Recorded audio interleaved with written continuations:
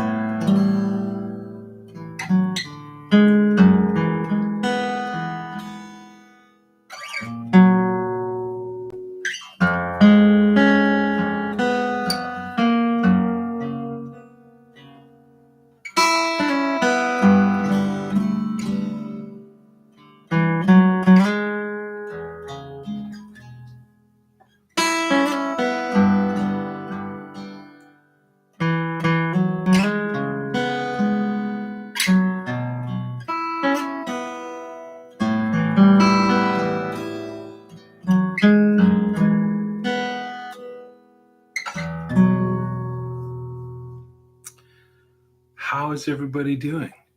What's going on?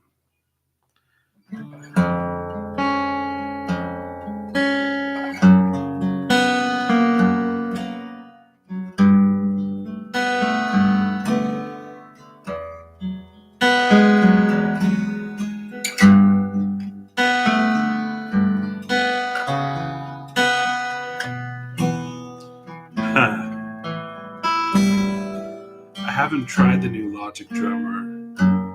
I take it it's not going too good. What's different now that you're having that you're fighting with?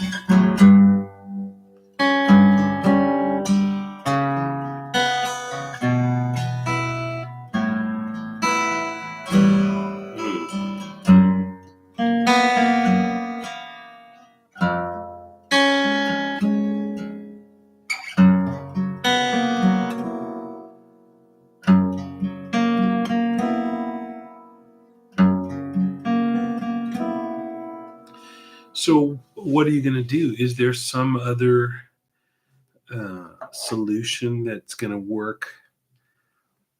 That's going to play well with Logic that'll let you do, what the drummer does. Like, okay, so the new features are amazing, but it's still too complex. Yeah, that's a drag. Okay, halftime. That's a new feature, halftime?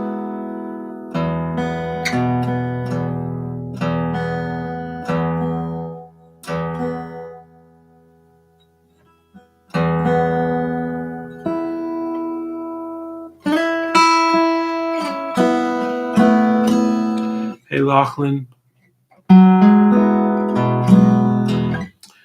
Yeah, I don't I don't have a lot of experience with AI drummers. I wonder, I have used the Logic drummer in the previous iteration. I mean, sometimes I'll just turn drums off, but it sounds like that's not really going to help, because if it's just a stir the soup situation, you can't turn the snare drum off. It has to be on, and if they're doing too much there, yeah, I don't know how you could work around that. Yeah. What else is out there? What other AI drummers are people even using? All I really know up till this point is the previous iteration of Logic drums. Well,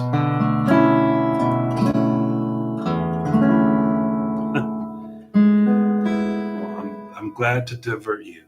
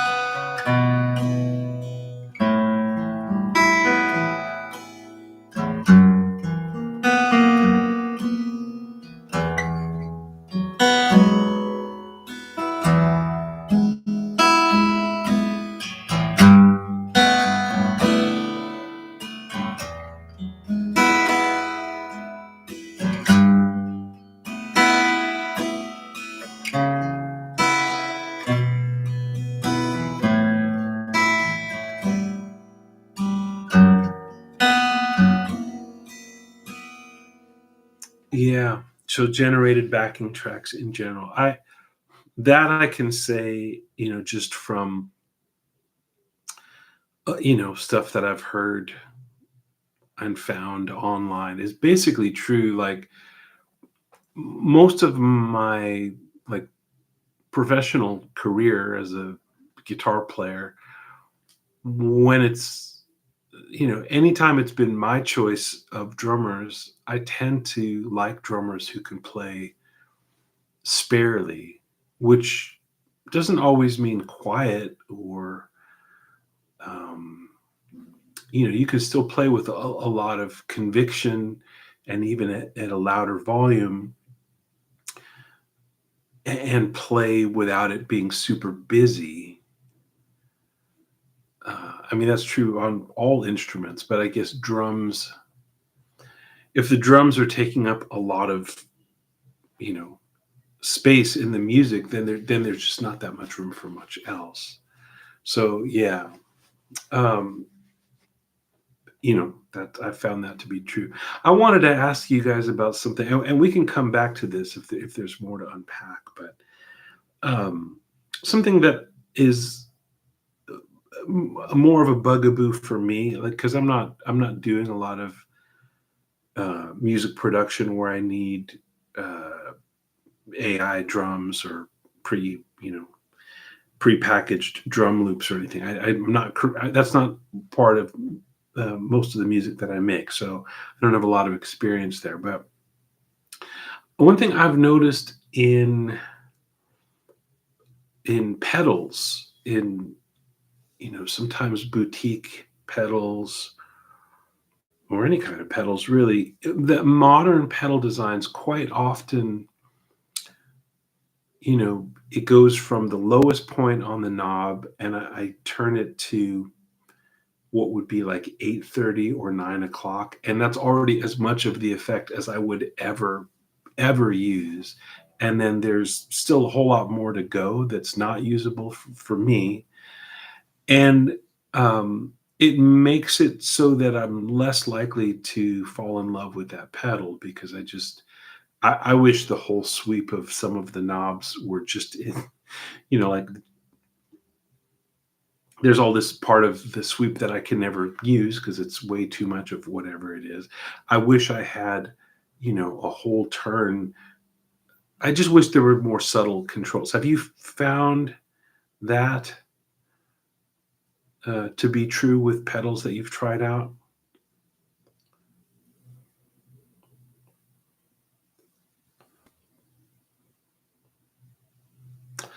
Yeah, Caleb, right. Yeah, the pedal that I was talking about specifically is a delay pedal. I don't want to say what it is because I like the basic sound of it. I think the sound of I recently bought a delay pedal, uh, and this has happened to me with two or three other pedals in the delay family.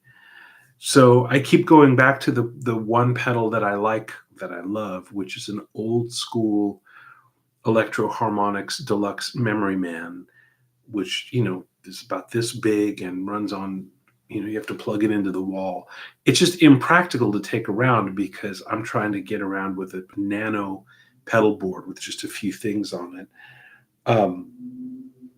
But so I keep trying other things that I could fit on my pedal board that do delay, but I get kind of disheartened because um anyway, yeah, yeah, come to Sweetwater and teach class. They will have the peddler after in stock. That's probably true. Well, maybe I'll do that. Uh, who said they need? Yeah, they need to hire Jay Belrose for a library. Yeah, it's probably true. I cannot imagine that Jay would have any interest in doing such a thing. But yeah, I just saw him play live in New York last week. He was in town playing with Molly Miller, and so I got to see him again. I love Jay. He's a really special musician. If you all don't know him, he's a drummer. He in recent times has been touring with Robert Plant and Alison Krauss, but he's on tons of records, and we made a duo record together, which you can find online. It's called Blueberry Blonde, and he's just on loads and loads of records. He's one of a kind. You should look him up if you don't know him. I don't have any contacts at Sweetwater except for sales engineers. If Caleb, if you or if anybody watching this knows how I can go do something at Sweetwater, maybe do a workshop there or something, I'd love to do that. I've never been there. I played earlier this year. I played a show in Indianapolis with Liz Wright. She's a singer that I play with a lot, and we played in Indianapolis. And actually, Mitch Gallagher from Sweetwater was there, and but yeah, I don't know who I would get in touch with. That's a good thing. Maybe I'll do that. Thank you. Okay, Andy Wilson, if you're still watching, had a question. How would you comp Fly Me to the Moon in G, common jazz context with some vocal? Probably you played it in some gigs. Let's see. I would probably start with shell chords. So if it's in G, it would start in E minor, and I'd probably play this E minor 7, and this A minor 7. I'm just playing root 3/7 on the E minor 7, A minor 7, D7, G major 7, C major 7, F sharp half diminished. I mean, really, I'm thinking of all of these as shells. So E minor 7.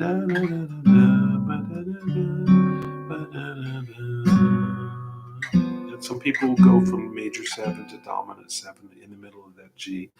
And then F sharp half diminished, B7.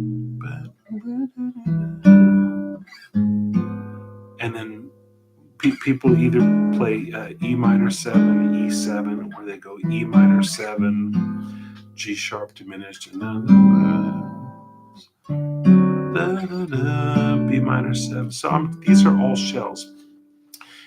If it was just me and a singer, that's probably what I would do. And in time, 1, 2.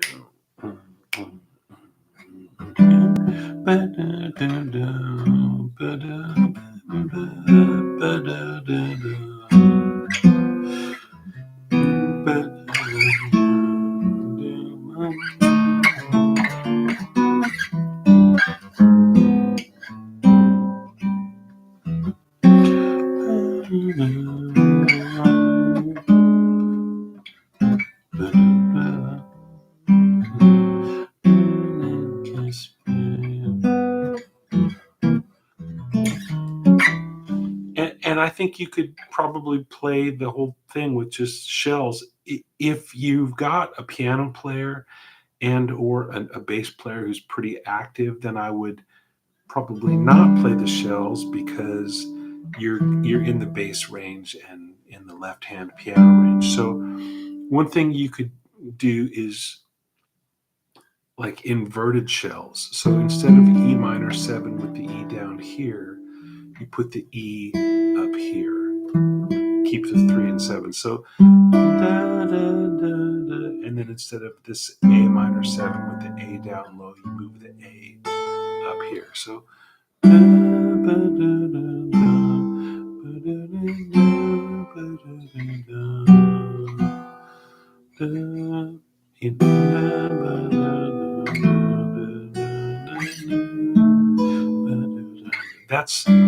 those are really useful voicings to work on for comping if you don't know them. I don't know if other people call those inverted shells, but that's how I think of it. You're still playing the 3rd and the 7th on the middle 2 strings, but instead of root down low, move the root either from the 5th string up to the 2nd string, or from the 6th string up to the 1st string. Those are really useful voicings.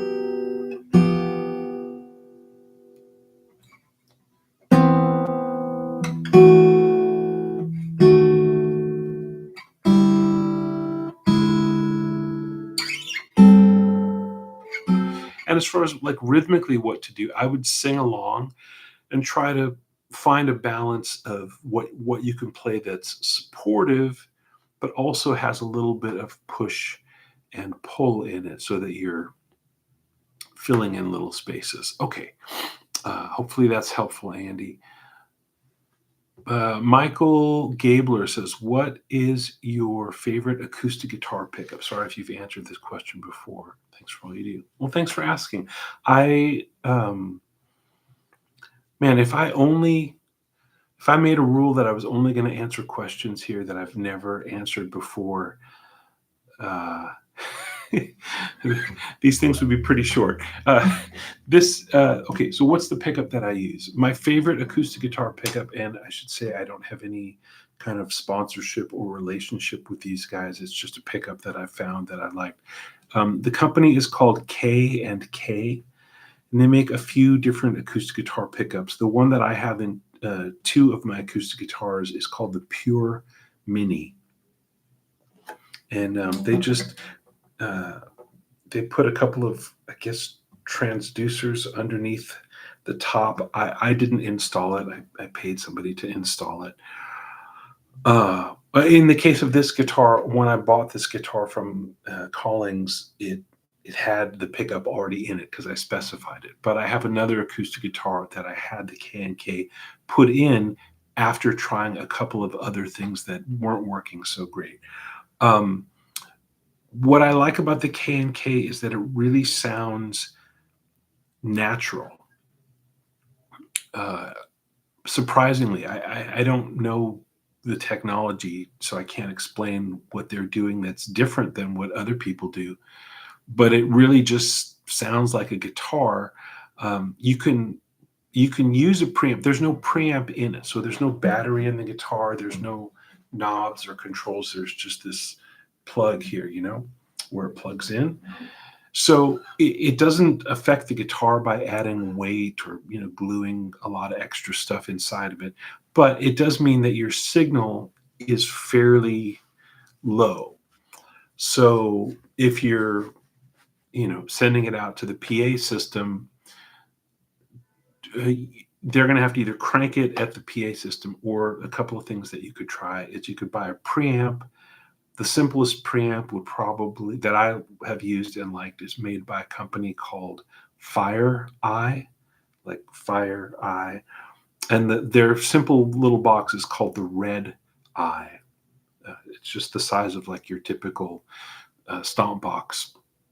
Not a lot of controls, but it sounds good, and that the output on that is a XLR, so that acts as your preamp and DI, and you can just send that to the sound engineer.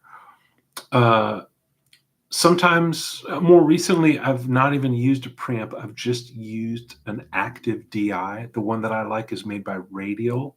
It's called a J48. Lots of companies make active DIs. It runs on phantom power, and it makes it easier for the sound engineer to get more gain out of your guitar, but it's not a preamp per se. That's what I like. That's my favorite. So my current touring rig is this acoustic guitar, K&K Pure Mini Radial J48, out to the house. It sounds great in a small club. It sounds great on an outdoor stage. Uh, it's easy to get a good sound in the monitor. It's easy to get a good sound in the house. Sound check goes very easy. So that's my acoustic guitar setup. Questions? Other people have questions? Um, yeah, sure, Michael. I'm going to sip some tea and see if more questions come in. Johan, how you doing? Wow. Can I name 3 dominant voicings that I like to play? That's a cool question. Sure. I think my go-to dominant grips are, I'll give you kind of a simple one, and then a more complex one, and then like I really like this. this is, I think of this as E13. So if you don't, even if you don't play the low E, you've got E here. Here's the third, G sharp. I've got the 6 or the 13 here on the third string, and the 7 here. So everything is on strings 4, 5, 4, 3, 2, and the frets are 5, 6, 6, 5. So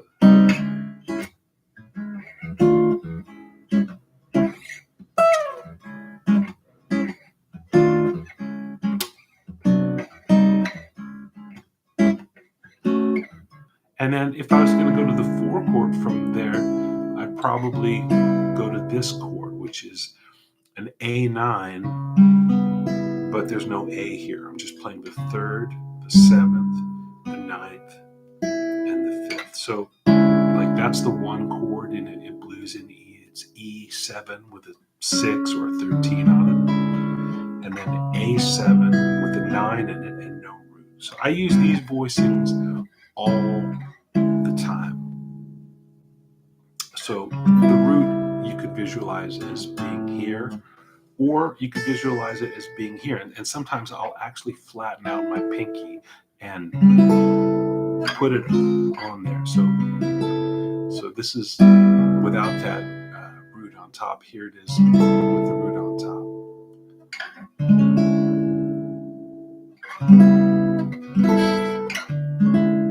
So I use those are two that I use constantly. Another one that I like is this one.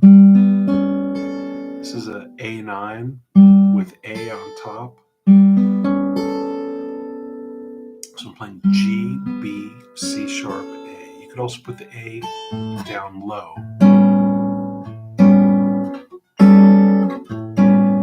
Either way, depending on the context.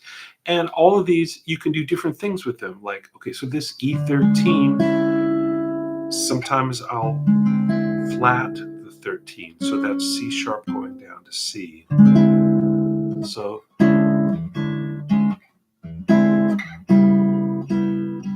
can you hear that?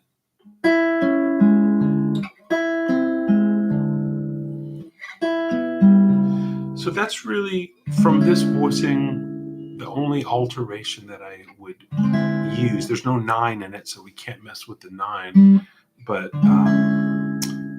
you could put a 9 on top, and then you've got 7, 3, 13, 9. Now we could mess around and do like 13 flat 9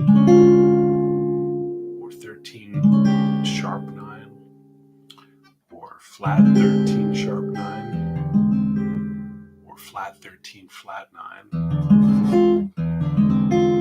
So it's really a lot of flexibility. With the basic premise with this one is 7, 3, and then 6 or 13, and then either the root on top or 9 on top, and then 9 we can play with, and the 13 we can play with. From this shape, this A9, we could get a flat 9, sharp 9, sharp 9, sharp 5. Remember, this is an A chord. So that's 3, 7, sharp 9, sharp 5. You could have sharp 9, flat 5, which is the same shape that we had on E13. Now I'm playing it, it looks like, oh, well, that must be E flat 13, but I'm thinking of it as an A chord.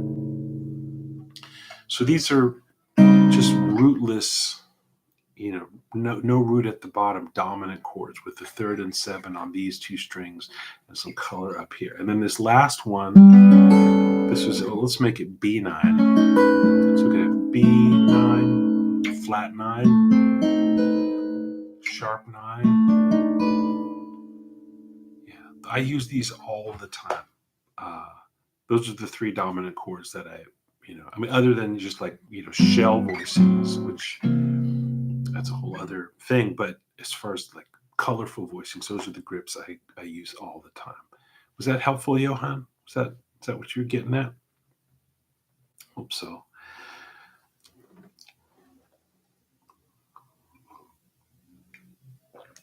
Mm.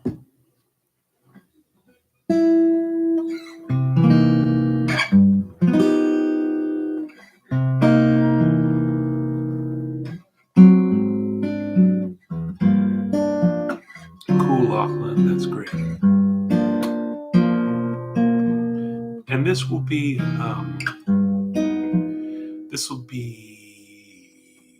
archived as well, so you can always go back and watch. Started around the 20-minute mark, and that's where I started talking about these dominant chords. So.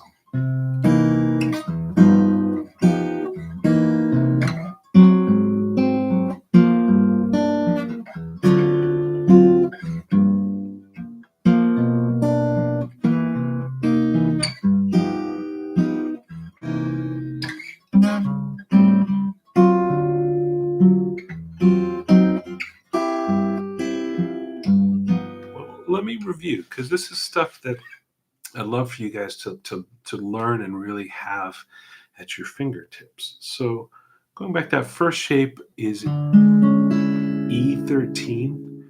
So it's hard to see here. I wish I had like another camera angle to show you, but that's what I'm playing as 5th fret, 6th fret, 6th fret, 5th fret. And the root is up here. That's your E. But you could also visualize that there's a root. I'm not playing it, but this is an E here, if that helps you. So it's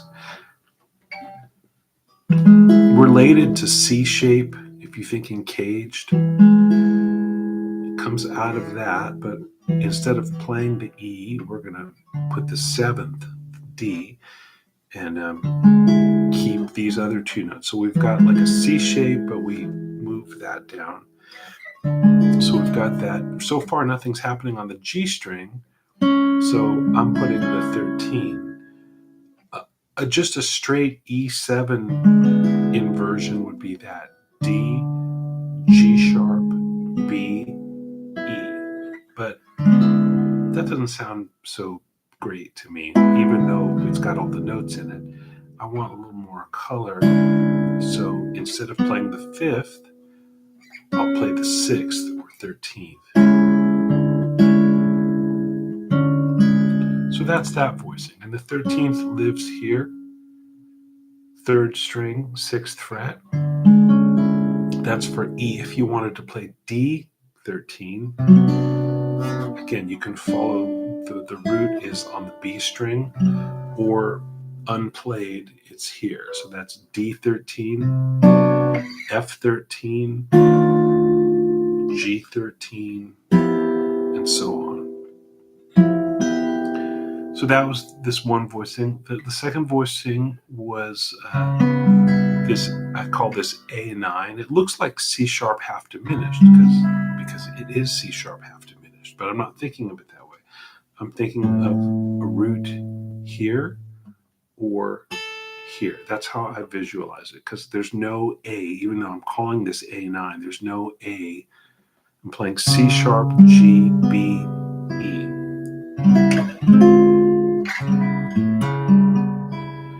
And if we want more tension, we could flat the 9.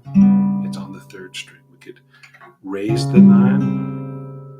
So we can lower it or raise it or leave it natural. We can sharp the 5th. We can flat the 5th. And we could combine. There's flat 5, sharp 9. Flat 5, flat 9.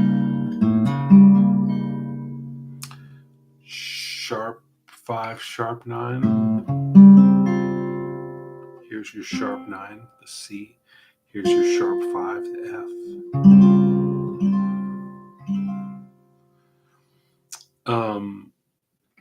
Okay, I'll see some interesting questions here. So, Lachlan, I'll answer your question first because it relates to what I'm actually playing, and then I'll answer Corey Williams' question about all blues. So what happens when you move that E13 shape to strings 1, 2, 3, 4? It would be down here. So open 1, 2, or you could play it up here. It's hard on this guitar because this is a 12 fret guitar. But if you were to play it, say, in A, it would look like this. So G, C sharp, F sharp, A. This is a bar here, and then I'm getting C sharp, F sharp. So that's that shape. And again, you can alter it. You can put a 9 on top instead of keeping the root on top. You can put the 9 on top. So maybe that's a shape that you already know. That shape is this. So if you're on the middle 4 strings, it's 10, 11, 11, 10. Or down here, it's 5, 6, 7, 5. With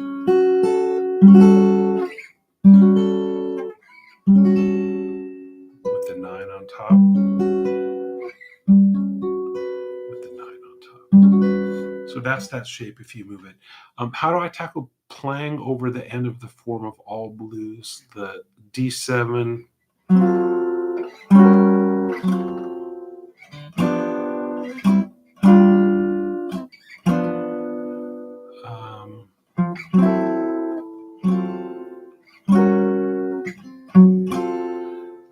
Let's see.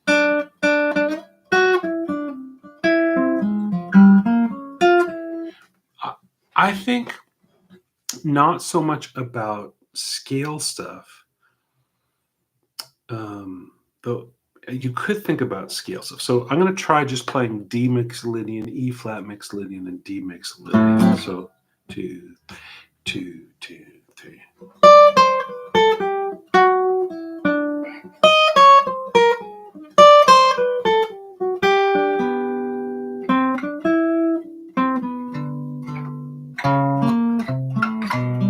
I'll do it again. 1, 2, 3, 2, 2, 3.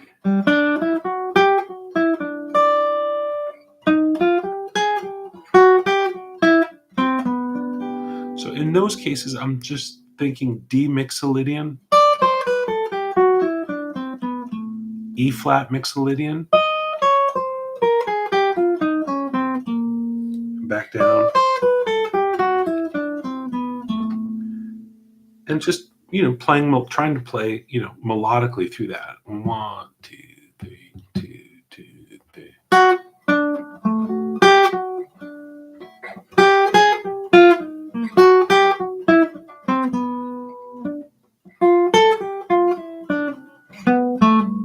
So now I'm back to G mixolydian on the G7.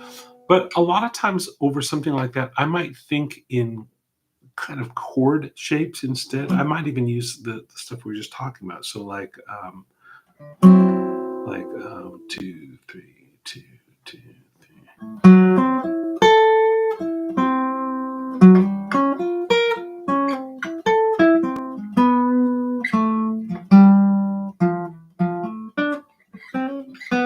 So over the D7, I was thinking of this D9, and then E flat 9, D9. Same shapes I was talking about a minute ago on A.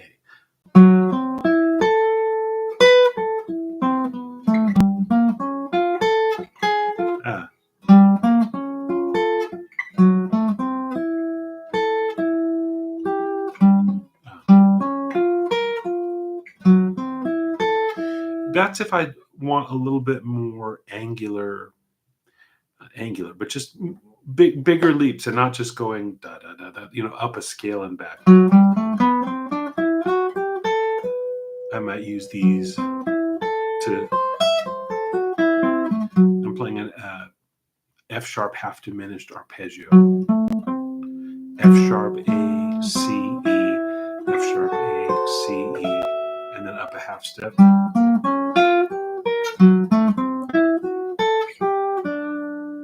So I'll do stuff like that. Does that make sense?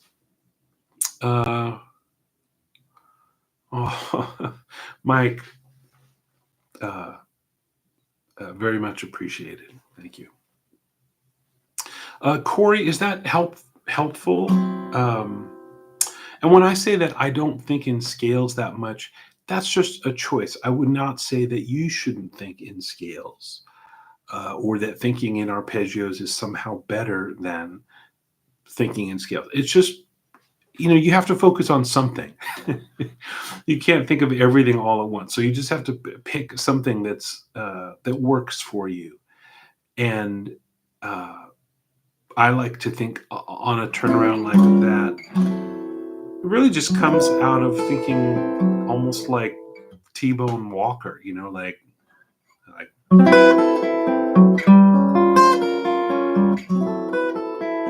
just playing off of these shapes sounds good to me. What was Miles Davis thinking? I have no idea.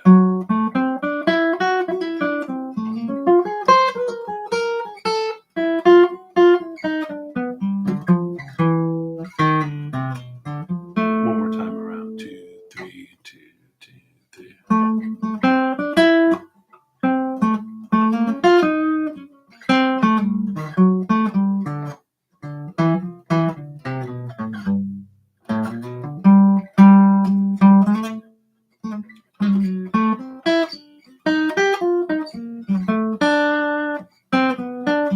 And the a part of the trick to it, I think, is to try, even though you can see my hand, I'm just moving up and back, but try not to just sound like that.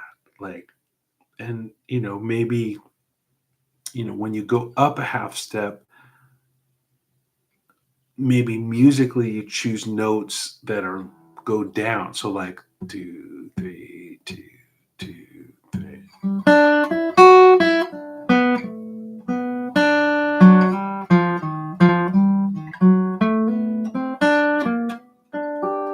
Right. So when I went up to the E flat, I was going melodically down. I think you want to mostly avoid going, where it just sounds like you're cutting and pasting. It still has to be musical. And another piece of it is looking ahead to where you're going. So trying to, not to so much to articulate the chord that's happening right now, but play into the chord that's about to happen. Start your phrase before you get there and then really land it. That's very effective. Alex, my man, how are you? Wow. I'm glad you got some sunshine. Beautiful, beautiful. Mm.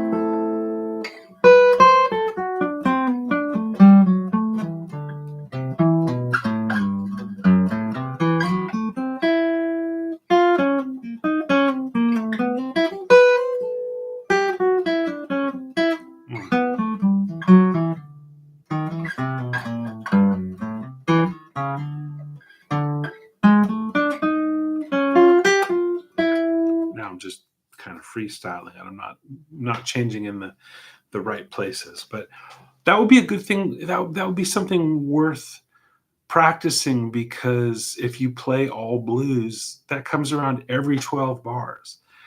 So you need to have, you know, a few different ways to approach it. So, um, that's just to say that that's something I think is really valuable and worth practicing. If you like that tune, and it seems like you must like it because you're curious about it, focus in on just that part, that turnaround, and see if you can take some different approaches. Have something you could play down here, have something you could play here, something you could play here, something that goes up, something that goes down.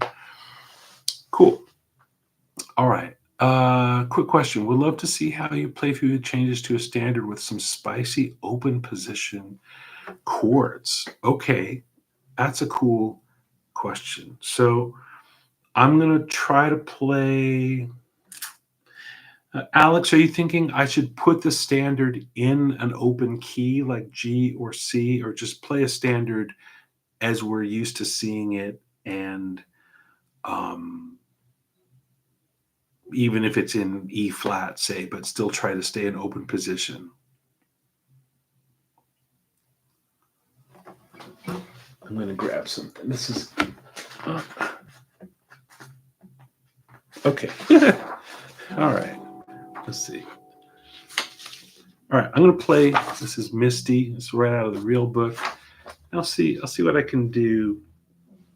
Um, I'll play through the changes once, just and then I'll improvise. 2, 3, 4.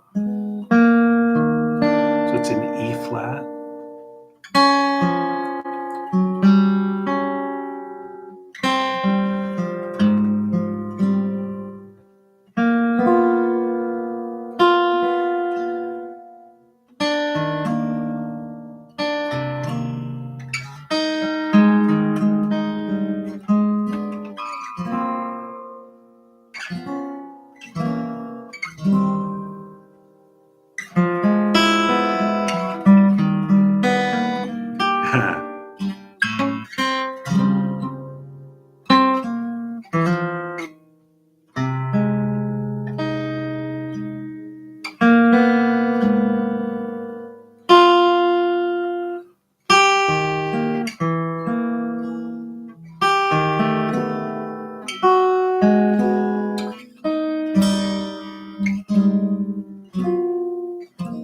Here comes the bridge.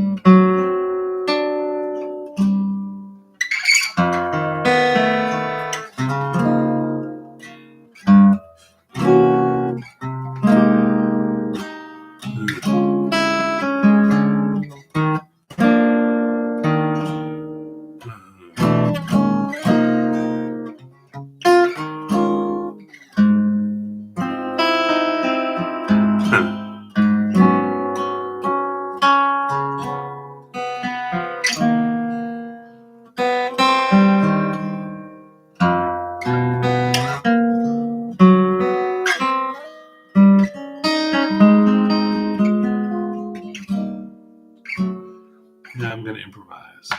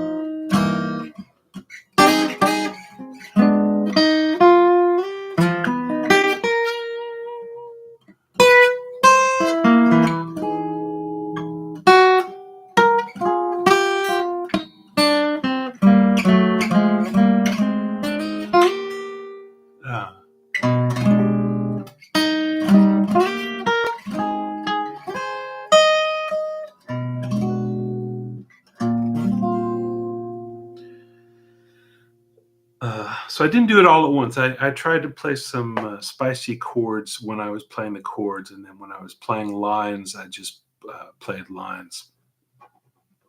Uh, cool. So I mean, if I wanted to talk about it a little bit, E flat major 7 doesn't seem like an easy grab for open position, but you could just play root 5 or root 7 and get the G there, you know.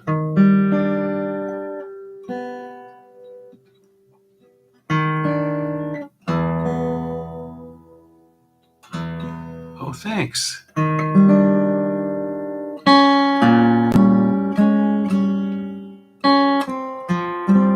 I mean, this is a move straight out of Bill Frisell. This A. So I'm playing Misty, right? So I get to that A flat major 7 in bar 3 with the C on top. You can play open G and open F and the low A flat if you want to. And then when it goes A flat minor D flat 7, I'm just moving everything over from to this.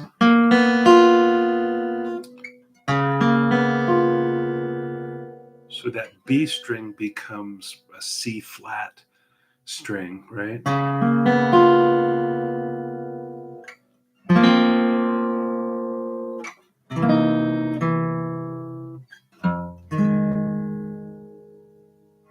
Huh. Oh, well, boy, that's a drag if it's being degraded by the sound here. What can I do? Yeah, hard to do much about it. Hmm. Let's see. I don't know. I'm just kind of fluffing through this, but like E flat, sometimes I'll just play this. So even though I'm doubling the G, it just kind of has a cool sound. And for B flat minor 7, so I'm on the bridge now.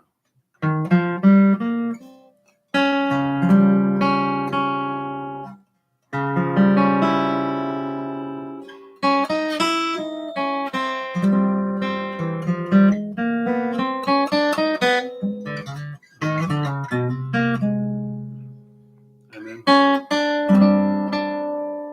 mean, that's now we're just playing A minor 7 and D7. So that's all pretty easy down there. Let's see. How are we going to do this?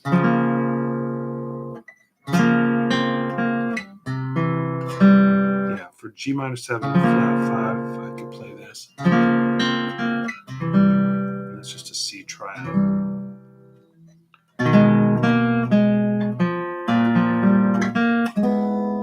And then this is like a move from Thelonious Monk on the B flat 7 you can play. So I'm just playing an E triad now on top, which is like B flat 7, flat 9, flat 5.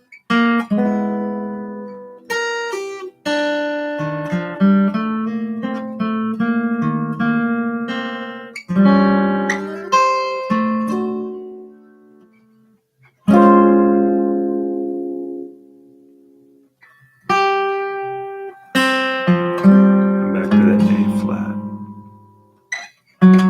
Yeah. Anyway, you get the idea. Yeah, that's how I would do it. What are other folks? Because we're about 10 minutes out. I need to stop on the hour. So, what else can we get into in 10 minutes or less? Any questions?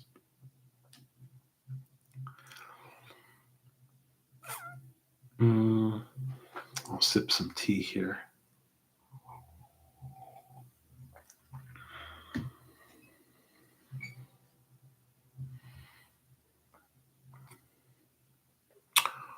What music are you working from Misty? This is just like right a page out of the real book. So if you have the real book, you probably have a chart that looks something like this. Uh, that's what I'm looking at. If you see me looking down as I'm playing, that's what I'm looking at. In this edition, it's on page 296. But I know there's different editions of the real book. Anyway, that's. Oh, okay. These are good questions. Okay, Mike. Thanks for being here, and thanks for the little gift there. That's super nice. Much appreciated. Feed the family, and I'll answer these couple of questions. One killer blues turnaround, and if I could play in only one key for the rest of your life, what's that going to be? Mm. Hmm.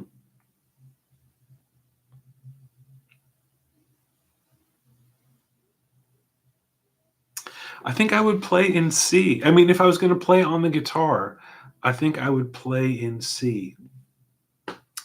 Sorry if that's not a very sexy answer, but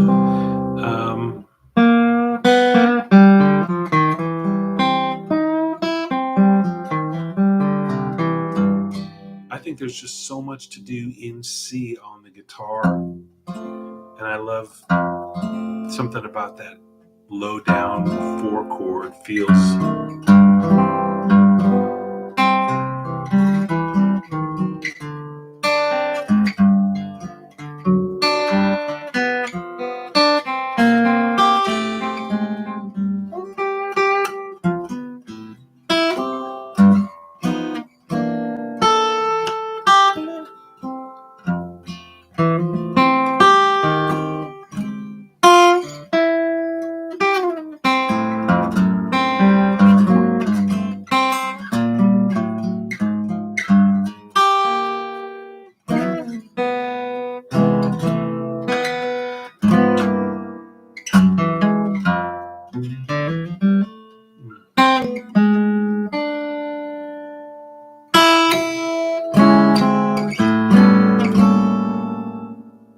Uh,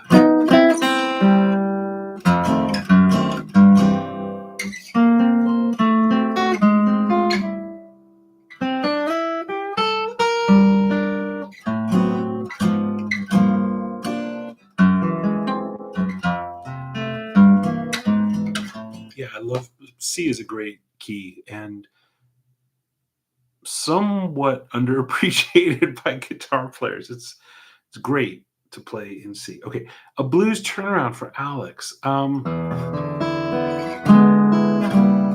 mean, the first things I think about are probably ones that everybody knows, but I'll show you my kind of go tos, and then one kind of secret one that I love. So just like so in E, this is so I'm on strings 5 4 3 at frets 5 6 4, and then it just goes down,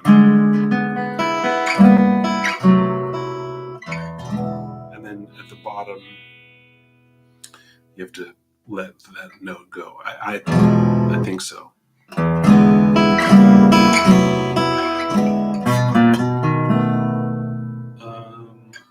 I like also in E this one.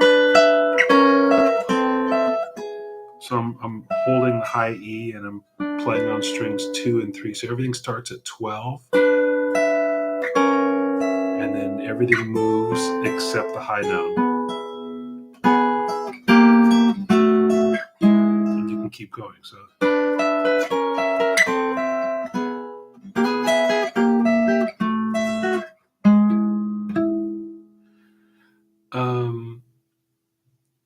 man, there's my favorite blues turnaround. I'm not even going to attempt to play it because I haven't played this in a long time. But there's a turnaround in "The Claw" by Jerry Reed towards the end of the tune where he's out of. It goes into rubato and he's playing this kind of cadenza. Um, um, it's like there's this contrary motion turnaround in "The Claw," Alex, I'm sure knows exactly what I'm talking about, but I can't quite play it right now.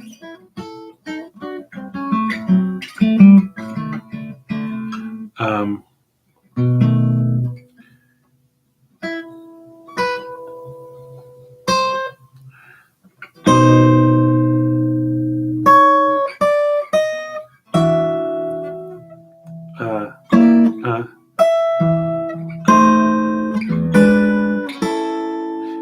Alex, you know what I'm talking about. That's my absolute favorite. Uh,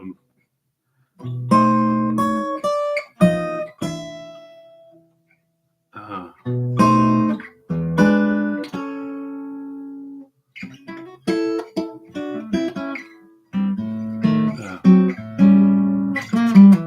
I'm not playing it, but anyway, Google that and learn that. That's the one. But I'll show you one thing that I like as a turnaround. That is, I wouldn't do this in a straight blues, but it's really neat if you're playing in a situation where you can kind of spice things up a little bit. Like everybody, knows like if we're in A, there's the like, that's just the same as this, right? But on the way down,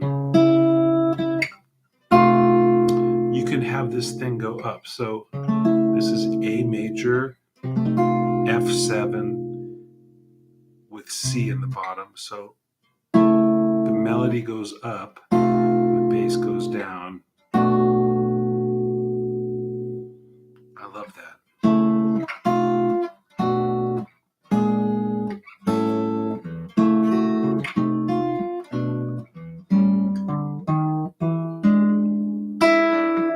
I'll do it one more time and try to get there.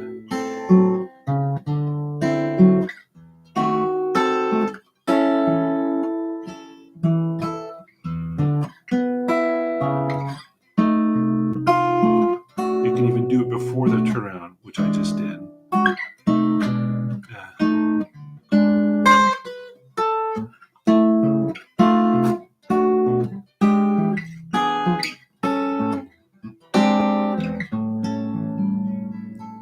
So yeah, just check that out. There's a chord in there that is just unexpected because you're going down and up at the same time, and that can just get you to the 2 chord if you're trying to play a tune that starts on the 2, like Body and Soul or Satin Doll or any number of tunes that start on the 2, or you can keep going. So